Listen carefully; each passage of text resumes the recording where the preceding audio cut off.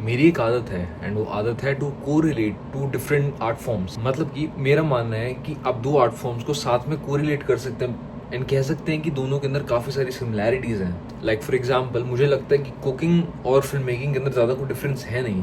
Creativity के मामले में या डिसीजन लेने के मामले में मुझे लगता है कि दोनों के अंदर काफ़ी सिमिलैरिटीज़ हैं एंड ऐसे ही किसी भी एक आर्ट फॉर्म को दूसरी आर्ट फॉर्म से कंपेयर किया जा सकता है। एंड जैसे कि मेरी आदत है इस चैनल के ऊपर क्रिएटिविटी के बारे में, कंसिस्टेंसी के बारे में बात करने की। एंड द थिंग इज कि जब भी हम किसी चीज़ को कंसिस्टेंटली करने की कोशिश करते हैं, बीच में एक ऐसा छोटा सा हिकअप आता है एंड उसकी वजह से पूरी चेन टूट जाती है।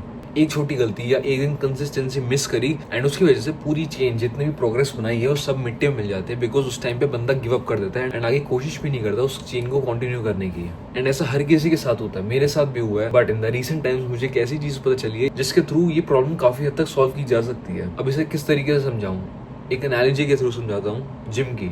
तो जब भी आप जिम में वर्कआउट करते हैं तो जिम के अंदर एक टर्म यूज होती है वॉल्यूम के नाम से। अब वॉल्यूम होता है कि आपने टोटल वेट कितना लिफ्ट किया।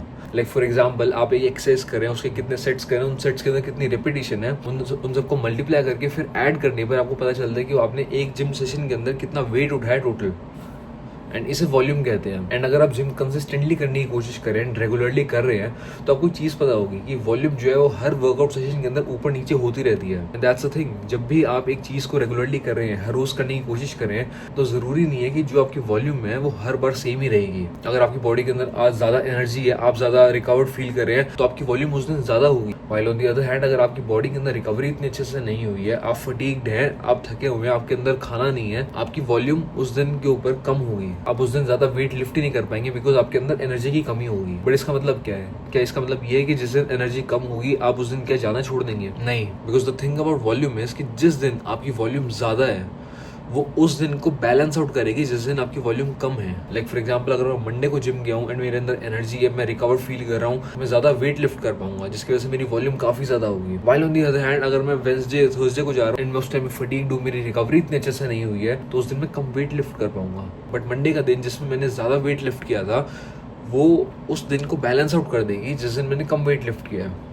तो इसका मतलब ये नहीं है कि मुझे वेंसडे या थर्सडे को जिम स्किप करने की ज़रूरत है, बिकॉज जब आप एक चीज़ को कंसिस्टेंटली करने की कोशिश करते हैं तो कुछ दिन ऊपर नीचे आते हैं, बट जिस दिन आपके एफर्ट्स ज़्यादा हैं वो उस दिन को बैलेंस आउट करेंगे जिस दिन आपके एफर्ट्स कम हैं। एंड एक वीक के बाद जब आप अपनी प्रोग्रेस ट्रैक करेंगे तो आप एक इक्विलिब्रियम पे आ चुके होंगे। एंड दैट्स द थिंग कि आपको efforts day to day basis के ऊपर पुट इन करने हैं, बट ज़रूरी नहीं है कि आपका रिजल्ट जो है वो आपको डे टू डे बेसिस पे मिलेगा। आप एक हफ्ते के बाद वापस आके अपनी प्रोग्रेस को ट्रैक कर सकते हैं। आप देख सकते हैं कि कितनी आपने प्रोग्रेस करी है, कितना आपने इंप्रूवमेंट करा है। एंड इस तरीके से आप एक इक्विलिब्रियम मेंटेन कर सकते हैं जब आप कंसिस्टेंसी के पाथ पे हैं। बट इसके लिए इंपॉर्टेंट ये है कि आप हर रोज आए, कंसिस्टेंटली एफर्ट्स पुट इन करें। आपको अब एक चीज पता चल गई है कि अगर आपके एक दिन एफर्ट्स कम भी हैं तो एक हफ्ते बाद आप उसको बैलेंस आउट कर सकते हैं। तो अब आपके पास एक ही इंपॉर्टेंट चीज है कि आपको हर रोज शो अप करना।